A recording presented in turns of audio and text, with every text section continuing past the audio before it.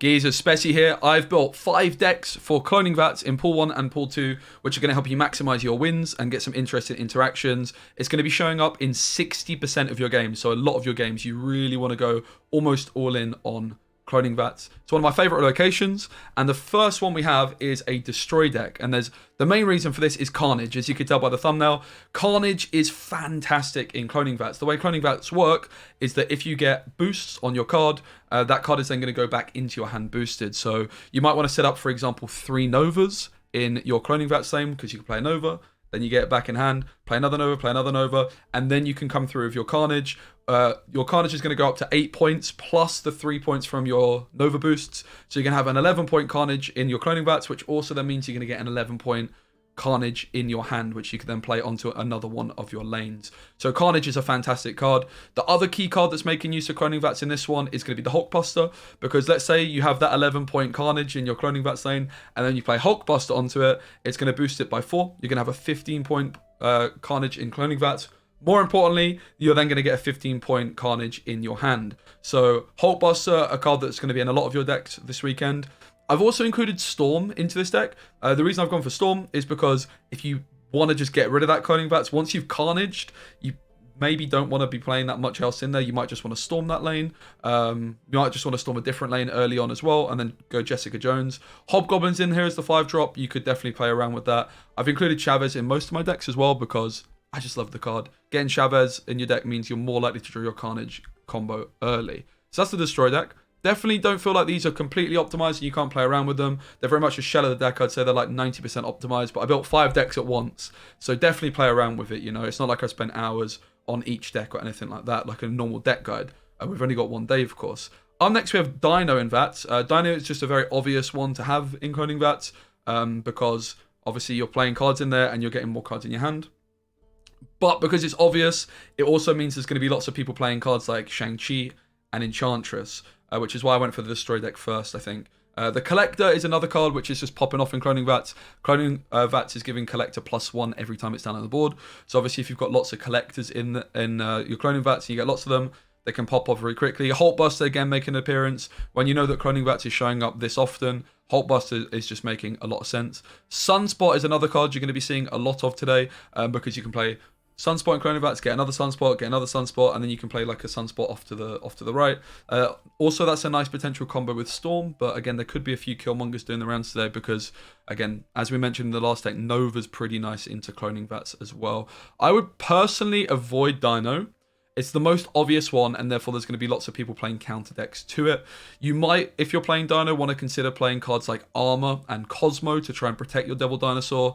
I don't like the idea of playing Armor and Shang-Chi in the same deck, but you definitely could do so, especially Cosmo. If you play your Dino into the same lane as your Cosmo, your Dino's not going to be able to be Shang-Chi'd or Enchantress because Cosmo is going to deny that. So Cosmo is serious consideration, but it's a big brain card, bear in mind. Up next, we have Sunspot all in on the Vats.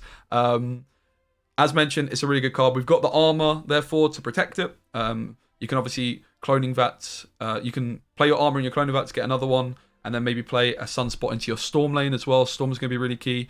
So you could Storm either the cloning Vats lane or Storm the lane you've got your other Sunspot in, and then the idea is that you could just stop playing cards turn 5, turn 6. Each of your Sunspots are then going to grow by 11 points each. That's going to be really difficult for anyone to overtake your Storm lane. The other cards in here I've included are also just pretty good in cloning Vats. I've included Chavez because she's increasing the odds of you drawing your Sunspot early. I've included Okoye as well because boosts are pretty nice into cloning Vats. If you play your Okoye on turn 2 and then you draw your Sunspot turn 3, suddenly all your Sunspots are starting at 2 power, which is a pretty big deal.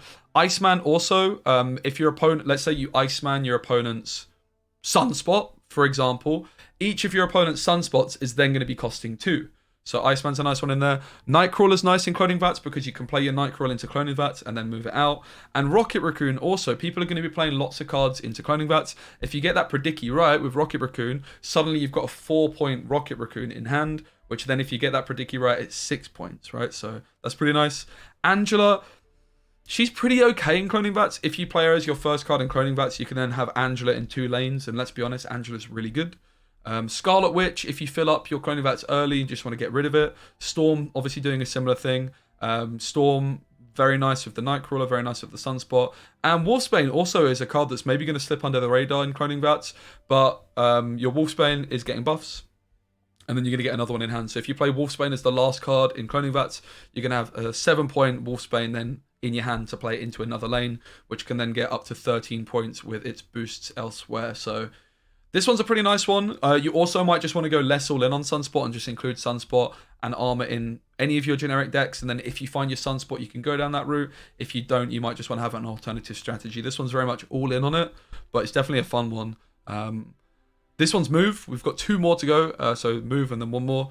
Move is a deck which kind of just has a lot of cards which are good in Cloning Vats anyway. Forge, the buff that you're giving Forge then onto any of your other cards is then going to be transitioning well. Hulkbuster also, right, it is very nice.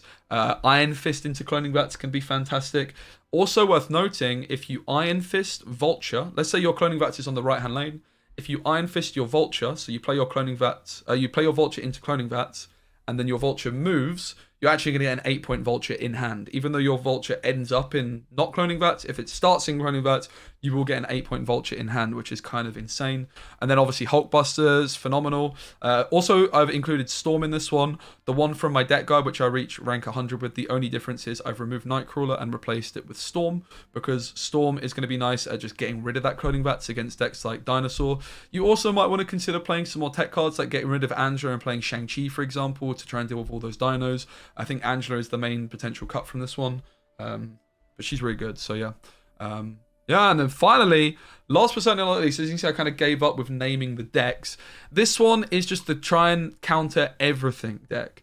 So we've got Armor to try and deny the Carnages. We have no Cosmo. Cosmo is like the missing card here. You might want to include Cosmo if you really want to go for it. Cosmo can also deal with Carnage. It can also deal with not that much else, to be fair. Mainly Carnage. It can deal with like Enchantresses, but there's not really that much to protect in this deck. It could deny Killmonger if you just time it randomly. You've got the Sunspot strategy with the Armor as one way to win. You've got the Hulkbuster onto that maybe. We've got Nova, where you can go for lots of Novas. You've got Storm to try and win a lane. Jessica Jones to try and win a lane. Enchantress to deal with Dinos and Iron Mans. But then a card that's also going to probably slip under the radar, just another last minute shout, is Gamora into Cloning Vats. Gamora's going to be getting her +4, I believe it is, if you get the prediction right into Cloning Vats. So you're going to have an 11-point Gamora, which you could then play your 11-point Gamora on the final turn. And if you get that prediction right, then you've got a 15-point finisher for just 5 cost. So that's the final deck. Again, Cosmo may be like the missing card. Instead of Okoye, you might want to include. I did all these decks. Yeah, obviously I've not spent ages over them like a normal video. Hope you enjoyed this style of video, guys. If you want me to do more of these every time there is a hot location or feature location, I'm more than happy to do so. If there's anything you think I can improve on the structure of this video, let me know, because I'm just experimenting. If you want me to maybe do like some specific decks for pool 1, some specific decks for pool 2, and even include a pool 3 deck as well, I can definitely do that. But I hope you enjoyed this style of video rather than me just doing like a deck, one single deck and playing some games. I figured it's probably more useful to just see a variety of different decks, and then you can get your own ideas and tweak the decks to your own liking. Hope you enjoyed the video. Like it if you watched this far. Also, don't forget to follow me on Twitch, where I'm streaming every day at around 7:30 AM UK time.